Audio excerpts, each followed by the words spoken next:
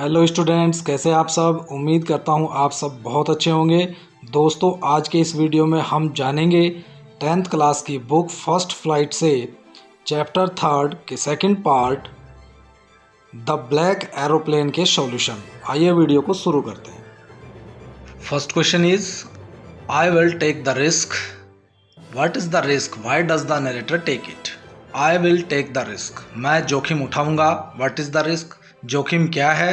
Y does the narrator take it? Narrator means लेखक। लेखक risk क्यों उठाता है? तो इसका आंसर इस प्रकार से आप लिखेंगे। यदि प्रश्न समझ आ गया होगा तो आंसर लिखने में आपको कोई दिक्कत होने वाली नहीं है। The risk was to fly through the black storm clouds. काले बादलों के बीच से विमान उड़ाने को जोखिम कह सकते हैं। The narrator took the risk, लेखक ने जोखिम उठाया। Because his home was beckoning him, क्योंकि उसका घर उसको बुला रहा था। He was dreaming of his holiday, वह अपनी छुट्टी का सपना देख रहा था। And looking forward to be with his family, और अपने परिवार के साथ होने के बारे में सोच रहा था। He also wanted to get home in time to enjoy a good English breakfast, वह घर पर पहुंचकर एक बड़े इंग्लिश ब्रेकफास्ट का आनंद लेना चाहता था। तो यही रिस्क था, ठीक है, कि बादलों के बीच से काले विमान को उड़ाना है। और बादलों के बीच विमान को उड़ाने का मतलब है जान भी जा सकती है, ठीक है। तो उसने ऐसा क्यों किया? इसलिए किया क्योंकि उसका घर उसको बुला रहा था, उसको घर की याद आ रही थी, वो सपना देख रहा था अपनी छुट्टियों का, और वो अपने परिवार के साथ रहना चाहता था और एक बड़ा इंग्लिश ब्रेकफास्ट करना चाहता था। ओके, आंसर समझ में आ गया होगा। चलिए क्वेश्चन नंबर 2 देखते हैं। Try to guess the meaning of the word black in the sentences given below. नीचे जो सेंटेंस दिए गए हैं उनमें आपको ब्लैक वर्ड का मीनिंग ढूंढना है। Check the meaning in the dictionary and find out whether you have guessed right. और फिर जो मीनिंग आप ढूंढेंगे उसको डिक्शनरी से भी आपको कंफर्म करना है कि जो आपने ढूंढा है मीनिंग वो सही है या नहीं। Go and have a bath, your hands and face are absolutely black. Okay, तो इसका आंसर आपको इस प्रकार से लिखना है। The meaning of black in the sentence is that the face and hands are dark with dust and heat. देखिए, आपका चेहरा डस्ट और हीट से डार्क हो चुका है, तो यहाँ पर ब्लैक का मतलब यही है। Second, the taxi driver gave Ratan a black look as he crossed the road when the traffic light was green. ठीक है, तो इसका आंसर इस प्रकार से होगा। Here black refers to an angry look. यहाँ पर ब्लैक का जो अर्थ है वो एंग्री लुक से है। Okay. Third, the bombardment of Hiroshima is one of the blackest crimes against humanity। तो इसका आंसर यहाँ here blackest refers to the darkest and cruellest crime against humanity. मानवता के खिलाफ जो सबसे बड़ा निर्दयी और सबसे बड़ा कठोर, ठीक है, कदम जो उठाया गया था बम्बास्टिक या बमबारी करके, तो उसको जो है यहाँ पर ब्लैकेस्ट कहा गया है। ठीक है। Number 4, very few people enjoy Harold Pinter's black comedy. Okay, यहाँ पर ब्लैक कॉमेडी यानी जो ब्लैक वर्ड को यूज़ किया गया है वो है here black refers to dark and gloomy comedy. देखिए, डार्क एंड ग्लूमी, ठीक है ना, उस कॉमेडी को यहाँ पर ब्लैक के रूप में यूज़ किया गया है।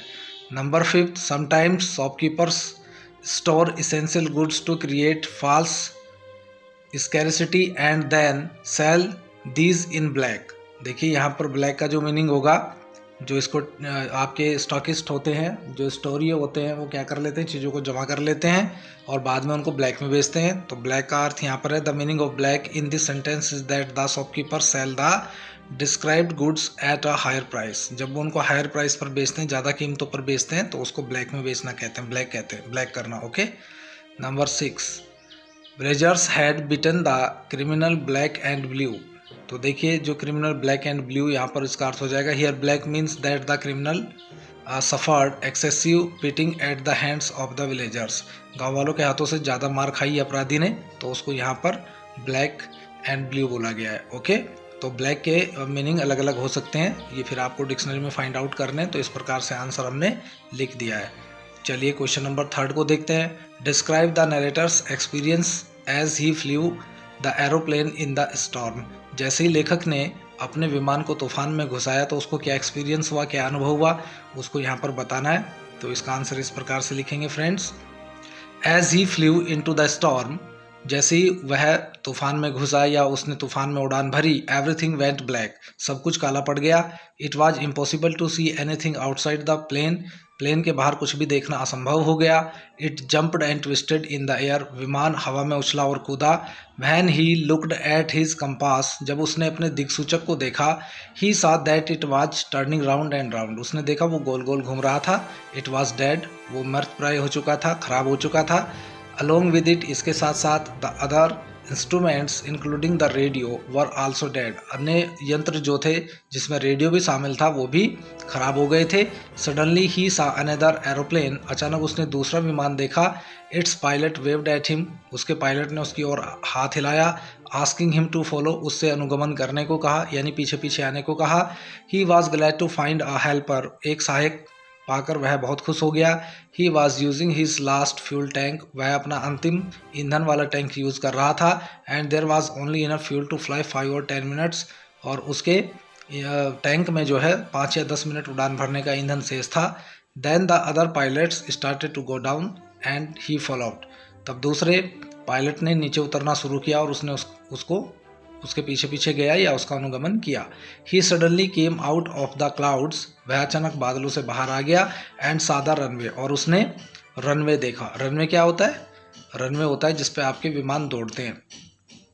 On which he then landed his plane safely, और उस पर उसने सुरक्षित रूप से अपने प्लेन को उतार दिया, अपने विमान को उतार दिया। चलिए क्वेश्चन नंबर 4 देखते हैं। वाई डज द नरेटर से, लेखक क्यों कहता है I landed and was not sorry to walk away from the old Dakota. ठीक है, मैंने डेकोटा विमान को उतारा और मुझे अफसोस नहीं था ओल्ड डेकोटा को छोड़कर जाने का। Answer, after landing the narrator was not sorry to walk away from the old Dakota. देखिए, लैंडिंग करने के बाद नरेटर ओल्ड डेकोटा से दूर जाने में अफसोस व्यक्त नहीं कर रहा था, because he had a heroic and scary experience flying that plane, क्योंकि हॉरिफाइक एंड स्कैरी, डरावना, भयभीत कर देने वाला अनुभव उसको हुआ था।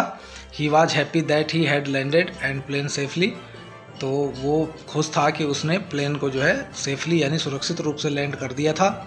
That is why he was not sorry to walk away, इसलिए उसे अफसोस नहीं था वहाँ से जाने का। इंस्टीड, इसके बजाय, he wanted to know where he was and who the other pilot was, वह यह जानना चाहता था कि वह कहाँ पर है और दूसरा पायलट कौन था। Okay, now see question number 5। What made the women in the control centre look at the narrator strangely, किस चीज़ से कंट्रोल सेंटर में बैठी हुई स्त्री ने लेखक को विचित्र दृष्टि से देखा? वो क्या बात थी कि क्यों, क्या कारण था, उसने ऐसा क्यों देखा, यही पूछ रहा है इस प्रश्न में। तो देखिए, इसका आंसर इस प्रकार से लिखेंगे। The narrator had asked the woman in the control center about the identity of the other pilot.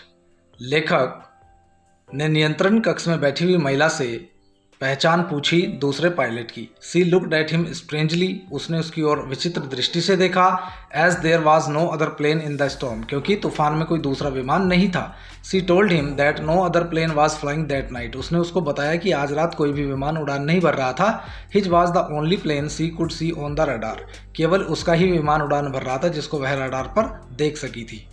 Okay, तो इसलिए उस औरत ने उसकी ओर विचित्र दृष्टि से देखा। उसने लगा कि ऐसा क्यों पूछ रहा है, क्योंकि ऐसा तो कुछ था ही नहीं। ठीक है ना।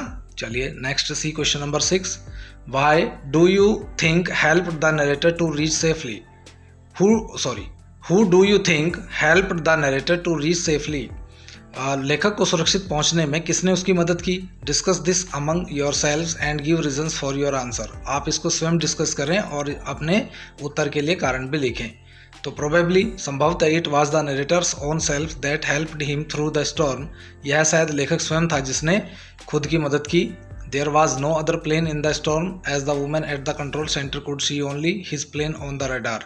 क्योंकि नियंत्रण कक्ष में बैठी हुई महिला केवल रडार पर उसका ही प्लेन देख सकी थी, इसलिए कोई दूसरा प्लेन तूफान में नहीं उड़ रहा था।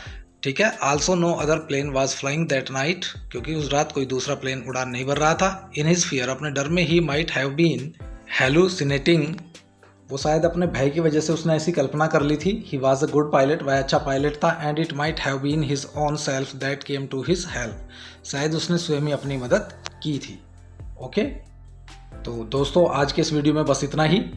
कैसा लगा आपको ये वीडियो? यदि ये वीडियो आपको अच्छा लगा तो वीडियो को लाइक कर दीजिए, अपने दोस्तों के साथ जल्दी से शेयर कर दीजिए। जो लोग चैनल पर नए हैं उनसे रिक्वेस्ट है कि चैनल को जरूर सब्सक्राइब कर लें, जिससे कि आने वाले वीडियो के नोटिफिकेशन सबसे पहले आपको मिल सके। तो दोस्तों मिलते हैं फिर अगले वीडियो में, तब तक के लिए bye bye, thank you so much.